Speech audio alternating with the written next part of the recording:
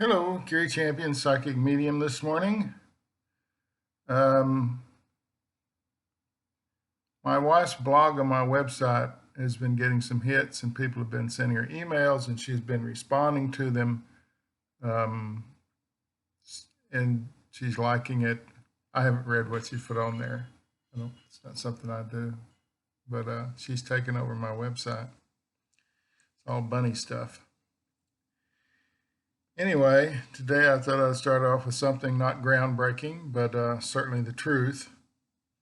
There's a couple of interesting things going on. You have the experts on one end saying, don't open the country up. Then on the other hand, you have stupid people, politicians. We got to open this back up. I can't win the election unless the country's running. Time's a wasting. Don't care how many people they kill as long as they win the election. Why? Because it's all about money.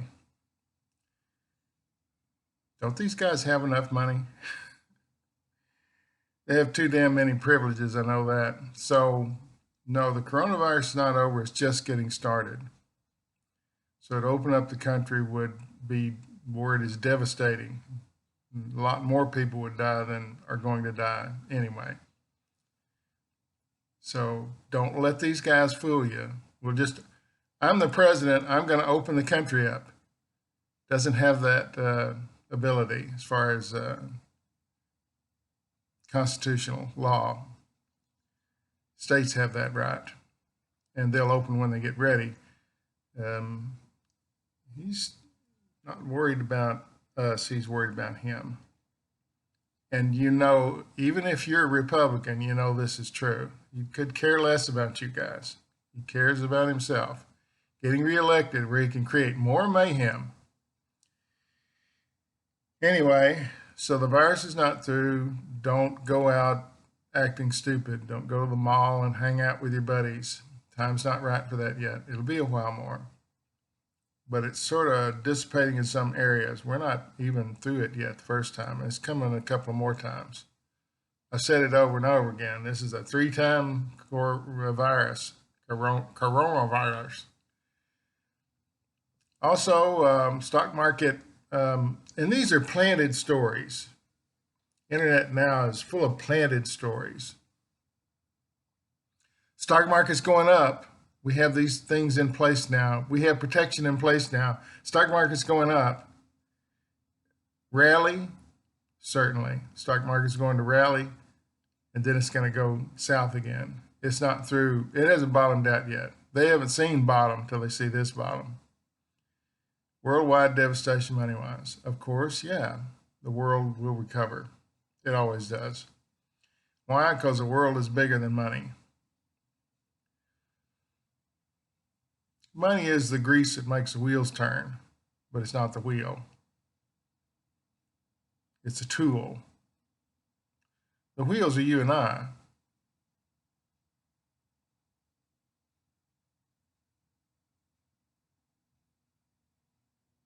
The way the government is tabulating things, adding things up, is a lie. It's overreaching.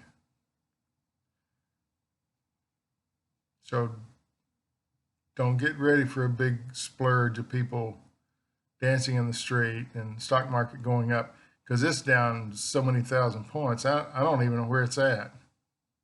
But I don't think it's hit bottom yet. I think it's hit a curve. It'll come out of it steady, but not today, not tomorrow. Also, back to the idea that there's a lot of lie on the internet. One thing that's going on is Russians aren't happy. And I have discovered that a lot of Russians watch my website. Why? Because I've got all the people who go to my website from foreign countries. You can look inside and see that. And they're from Russia and other countries. But they think they have the facts on their side, and they don't. They're disseminating misinformation through placing false ads on the internet. If you're reading along the internet and you see something that doesn't look right, it's not. Russia's in trouble. They can't sell their oil. They're in an oil fight with the Saudis. And why would you get in an oil fight with the Saudis? They have more oil than anybody. And they're getting murdered. So I can go out here and buy $1.40 gas any day. Its value is not much. It's like diamonds.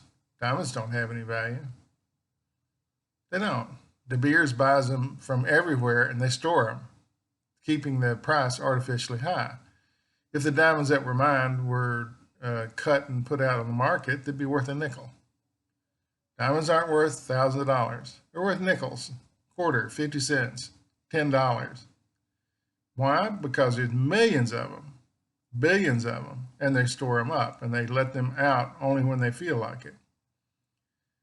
So when you control things like that, and that's sort of what the Russians want to do, they want to let you, it's, ooh, don't look what's in this hand. Look over here. Look over here. This is we're in deep trouble. We're going down. Our ships don't even float. Our planes no longer fly. We have gas to fire planes. Look at all this. So they're trying to turn us against each other, which I don't know why they try that. It has never worked before. We're a country that we may be fighting among ourselves a little bit, but don't you step in because you won't like what you get. Americans, we tend to fight among ourselves about a lot of things, but it's our fight. Some foreign country sticks its nose in. That's trouble. Americans have always fought over one thing or another. But we're not going to let some foreign country say what we should be fighting about or what the end should be. So they're disseminating misinformation. They're buying journalists to write these articles that aren't true. And then they hide. It's covert. My guys are saying it's covert. Then they hide who actually wrote them. And they stick them out on the internet. They have rooms in Russia full of people just disseminating false information on the internet through these media things that we have. It's why they hacked our election. And those of you who don't believe that they hacked our election, go back to the 14th century. There's no room for you here in the 21st century. The facts are obvious. They don't even deny it.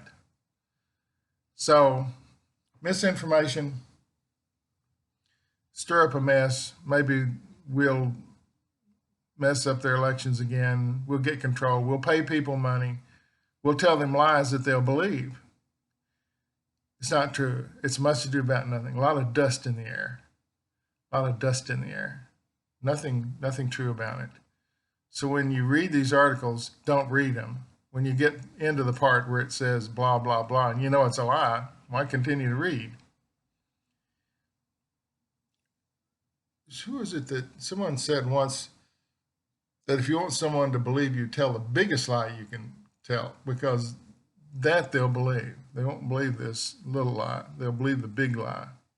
I don't know why, but I believe sometimes that's true. Anyway, they're conspiracy people. They're planning conspiracy stories that the virus is caused by China, or it got out of hand in their laboratory, and then it's a war thing. None of these things are true. None of these things are true. It's hurt them. They've lost a lot of people over it, and their economy is crashing. So no one would do that to themselves. Someone's saying it's a naturally occurring event, something that would have happened one time or another anyway. So you conspiracy people, don't get your hopes up. You doomsday preppers out there in the desert that live underground and have all these guns you don't even know how to use, keep that crap to yourselves. It's not true. There is no conspiracy about who shot John F. Kennedy. There's no doubt about who did it and where he did it and how he did it. Yet conspiracy theories live on. No one believes the facts. Why? Because in America, we love a conspiracy. We love a conspiracy. So it's like this dumb movie about the tiger guy. Now there's people saying, oh, they set him up. They did this. No, it's pretty much what it is. Pretty much what it is.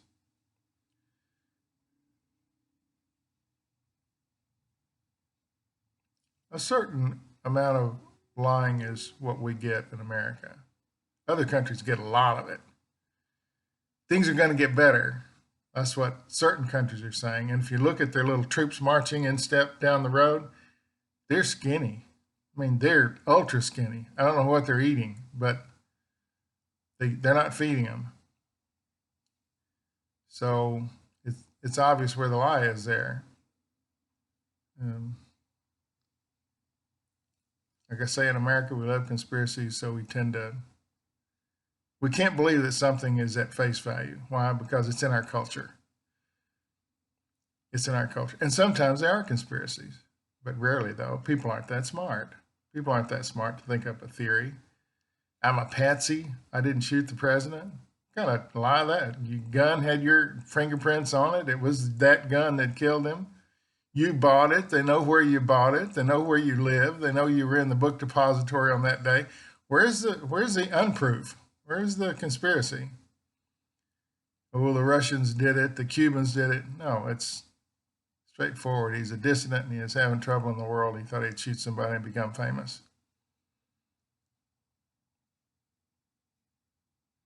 Started to believe his own lies. America will thank me for killing this man. No.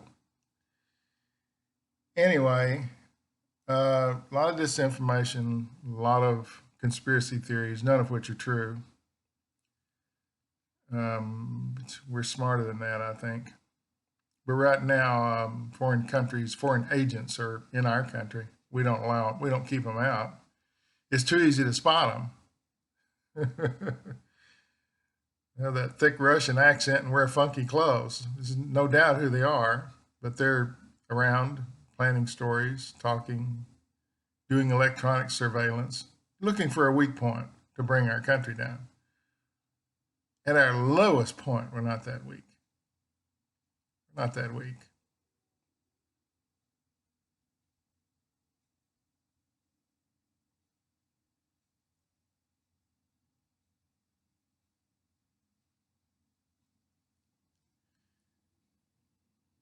Someone's saying slowly. I believe that means that we've slowly gotten into this virus thing and the economy going down. We'll slowly get back out of it once we begin to heal up. And they ever make enough ventilators and masks in people for people, things will turn around. We'll be better. We're going to lose some really good people, but it's taught us a lesson. Again, this is my theory. Nothing's ever all bad. It's taught us a lesson. We need to be on standby. We need to have people probing the world for these sorts of viruses because they're everywhere. They exist in the animal wild kingdom out there. And we need foot soldiers on the ground in boots checking these things all the time, looking for these new viruses when they pop up, squelching them there before they get here, which could have been done in China. Had someone raised the signal, we've got something here, can we squash it?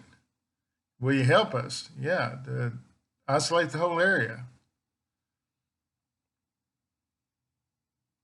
They did kind of what our guy did. We pretend like it doesn't exist. Maybe it'll just go away. But it didn't, and now it's here. And we're dealing with it pretty well. We're getting better at it. Scientists are on board. So what we have here is a politician's idea of the world and a scientist's view of the world. Politician says, can I get elected? I need to get elected. What can I do? Oh, I can open up cities. I can say this is over with. Everybody can run out in the street and dance. And then these guys saying it's too early for that. Who do you want to believe? Scientists are not making money out of this. These guys are. These guys want position and power because that's all they're about. That's why they get elected. That's why they wear the suits. That's why they have the nice houses and play tennis. These guys huddle down in little rooms and look through a microscope or investigate or have teams of people investigate. They're just after the truth. But they can be subverted. They can be bought. Fauci guy at the top, he's got Donald breathing down his neck, watching him, cutting him off, saying, "Don't say this, don't say that." And he doesn't know. He doesn't know what that's about. He's not a politician, so I don't think his time's very long. If he weren't already famous, he'd have been gone. Because everybody else that's disagreed with our president is now no longer has a job. So he's trying not to disagree, keep his job where he can do the most good. You see, it's a balancing act. But he's sort of cringing every time he has to say the truth, and this guy's there breathing on him. It's sort of like that scene when they were running for President Donald and Hillary, and she was speaking, and he snuck up behind her and was kind of intimidating her with his presence, walking up in their area and stuff. That's what's going on. Don't say anything I don't tell you to say. Don't say something that I say. Don't go against something I say is true. I'm the king. You're nobody. Yeah. Well, the world does remember dictators and kings. There's been a lot of them.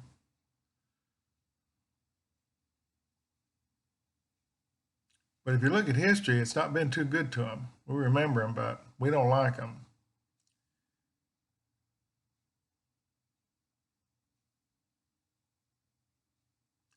Way out there, a couple of elections from now, there's going to be some charismatic leader out of the West, I believe, who will rise up, and everything this man says, or woman, I'm not sure which one it is, will be what we want to hear. Don't listen. It's not true. It's about 8 years from now, I believe. They'll rise up and get a lot of votes and be very popular because they're going to go with whatever the popular talking is. Rhetoric. Rhetoric, that's a funky word, isn't it? Just means words. And they'll go with whatever's popular. But it's more of feeding candy to babies where you can steal their crib. Here, don't you want this? Tell you everything you want to hear, and then all of a sudden you don't have a crib to sleep in. So beware of that.